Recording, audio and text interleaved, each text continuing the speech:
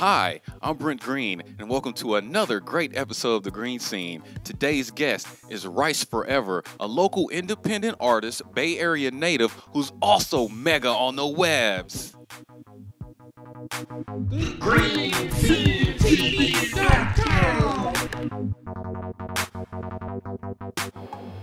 Damn, you just did Motion Sickness. How you drop another album and it ain't even Christmas? Fucking Xanny bars. I be in the studio instead of at the club off of hella drugs, iPhone and gigantic bars. Stories about slutty white bitches and Honda cars. VIP'd up. Order the finest drinks at the bar, sipping Don P and shit. Psych! I'll be in there with a little whiskey fast, eyeing a chick. I'm hella charming. Got her dying and shit. Got her falling for my stunts. I be lying and shit. And her boyfriend hating, all spying and shit. If that's really your girl, you need to keep an eye on your bitch, damn it. With your little badass girl gone in, I'm finna take you to the house and ride you like a Schwinn shit. I promise Rice4Ever don't bite. Finna break your little ass like a Walmart bike. East Oakland. Rice4Ever. So we're here with Rice4Ever. And Rice is a local independent artist, also active in the community, and here's the big story. He's Mr. 40,000 hits a month. So tell us a little bit about the 40,000 hits.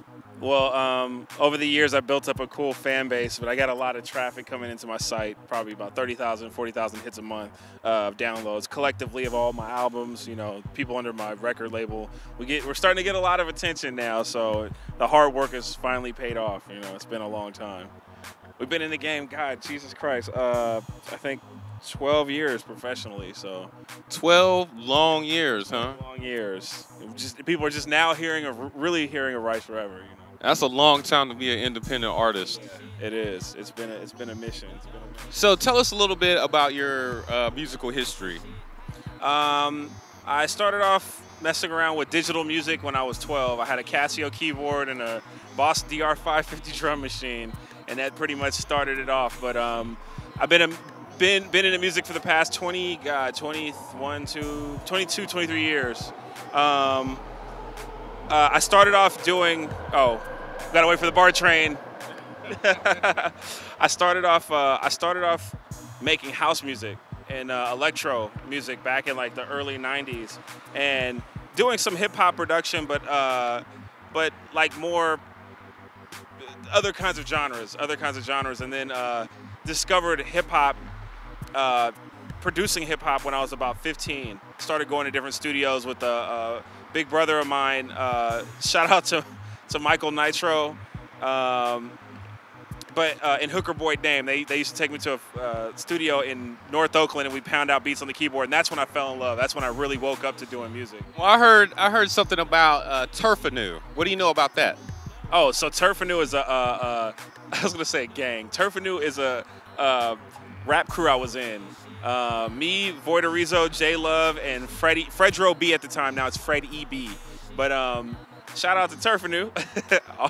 But wait, what's that hook that Freddie B got right now? Are we bugging out on Pandora?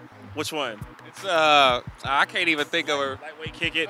We can lightweight kick it. We can lightweight kick it. Freddie B is a talented ass artist. That dude is, once he gets dedicated and really locks in, you know, he's got a pretty hectic life, a busy life, but he sings, he raps, he ghostwrites, he produces, he does everything, and he's magic at it. He's almost like Neo, but just really slept on. I think a lot of Freddie B, it's really, living in the Bay Area, it costs a lot of money to function, so, you know, sometimes people have to work and can't spend time on their craft here like they should. I'm fortunate, I'm blessed at this point in my life. I can work on my music and not have to work much, but, you know, or that is my work, but some people don't, they're not that fortunate. So since I've been here, there's this whole thing about, I've heard a lot about something in regards to new school Oakland as opposed to old school Oakland. Fill us in on this phenomenon. New school Oakland is a lot different than old school Oakland. Oakland is changed a lot in the past 10 years, and a lot of Oakland was predominantly black before, and a lot of the inner city parts of town that are black communities and Hispanic communities, there's been plagued with a lot of drugs and violence and whatnot. And basically what's happened is a lot of the people who are native to this place have kind of killed themselves off and not become globally competitive. in a lot of ways, and so it's made room for gentrification, and it's not a forced gentrification. Oakland is a cheap place to live. When it was really bad, it was a cheap place to live because nobody really wanted to live here. And then the people who were here started becoming eliminated, put in prison, killed, whatever, you know, sold dope to death, shot each other up. And this is just one side of it. But it made room for vacant and abandoned buildings and houses to be taken up by artists. And, you know, so the same things happen in a lot of other cities. It's just kind of an American transition right now. I think it's called, I would call it the death of the ghetto and the death of the hood. And it's starting to become like Europe, where there really is no super duper hoods. There's ghettos, but they're not like, not grimy stuff. Because the kind of people who have that animalistic mind state and that aren't educated won't survive in a high technologically, you know, functioning place. You have to be globally competitive. You have to be educated. You know, you have to compete for the same dollar bill with a lot of people. So, what do you think about the fact that if you're a new Oaklander and you want to have relevancy here, whether it be media or on the street or whatever, what do you think about the being endorsed by a native? I mean, because you are a native, so fill us in on that. Like, as far as me being endorsed by other native companies? No, like a new Oaklander. Oh, got it. Needing to be endorsed by native Oaklanders. I think it's important because Oakland is a very unique place, and in order to really fit in here, you have a lot of posers and hipsters that come here, and they think that like, oh, I'm so Oakland, you know, Oakland is so rad because I can afford to live here, and it's just so urban, but it's not urban. Before you come here, you need to study this place and study the history and talk to some of the natives, and before you just come here and think you could do whatever you want. And that's how a lot of people get their feelings hurt. They come here and there's a lot of photographers and different things that come here. They get robbed. They wonder, why do I get robbed? Because you're in an inner city, motherfucker, duh. You know what I'm saying? Talk to some of the natives and see if you can get respect from your neighbors before you move here and wonder why things keep happening to you. I hear that a lot. I hear about that a lot here. So I've heard a lot about it as well. Yeah. Like people, they come here and you know, Oakland is sunny and it's pretty outside 300 some days of the year. It's mild, 60 degrees. You can get fooled and think this is really a super just chill place and you can be anywhere in any neighborhood, and nah, it doesn't work like that. Rice4Ever. One of the things I've noticed about you, Rice, is that you have your own particular vernacular. One of them being Hundology, Dragon's Tear. You have a few others, but those are the main ones that really stuck in my mind for now. You want to address those? Got it. I don't know. Maybe I'm psycho. I just come up with weird shit in my head and write it down and put it on recordings. You know, record it. And I say really weird shit. Okay, well, maybe I should rephrase my question. Gotcha. Questions. What is Hundology? Hundology is a song I wrote that's been getting quite a huge following, cult following, about the Honda import scene and the street racing scene. And I broke down in a class in a science about all the Honda chassis and like the different parts and things that people use to modify their cars in a rap. So Hundology is a class you go take 101 to teach you about the import scene in all aspects of it, but really technical. It's really technical. Okay. And what is Dragon's Tear exactly? Dragon juice and dragon tear are both tinctures that are made with hemp and 151 Everclear, or what's the other one? Bacardi. Is it hemp or cannabis? It's cannabis. It wouldn't be hemp, yeah. I'm not making clothes or paper, right? It's cannabis. It's weed, motherfucker. Weed. Please specify. I was trying to keep it PC, but yeah, it's made out of weed and some other herbs too. Kind of like the Cambodian tinctures that people make to like, heal you when you're sick. You got a bunch of weird leaves and it looks like a nasty soup of some random shit your grandmother would make you drink to make you feel better. Dragon juice is the same shit, and dragon tear is made with a different kind of hemp or cannabis. I've heard Dragon's Tear referred to in a different name as well. You want to let us know what that name is? Cleanbow Green.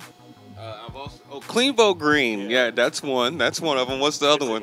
Cleanbow Green is an alternative to promethazine that youngsters drink. It's healthier, and you still get fucked up, but you don't inflate your heart with a steroid and pop your blood vessels and Bo is really bad for you, you know. But I heard that all these drinks fall under one umbrella, and I think that umbrella is unicorn piss. Unicorn.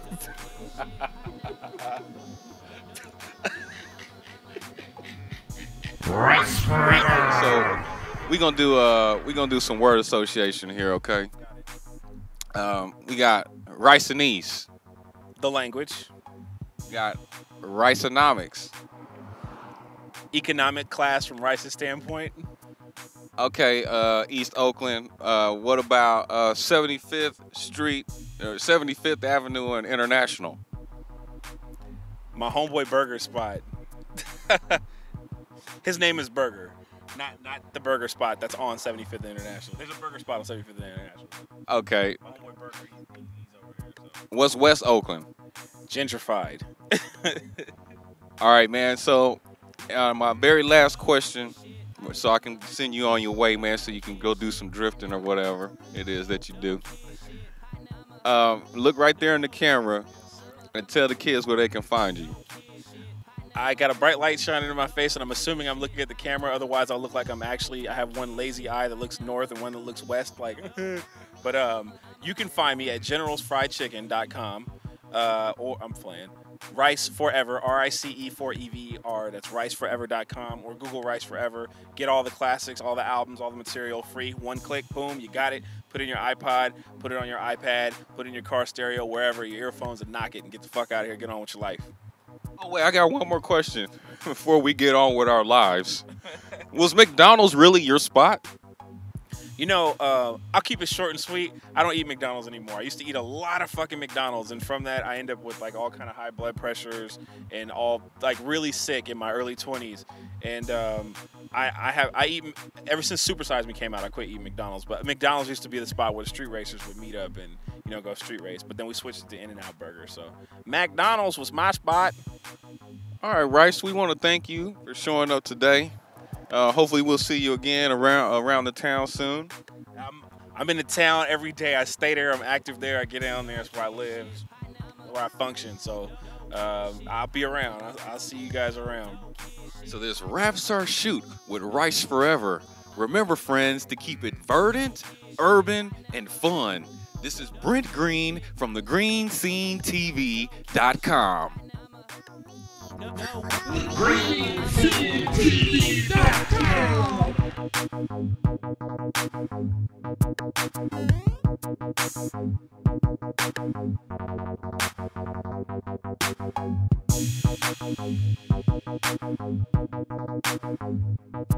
That's tight. That's tight. As you go. That's tight.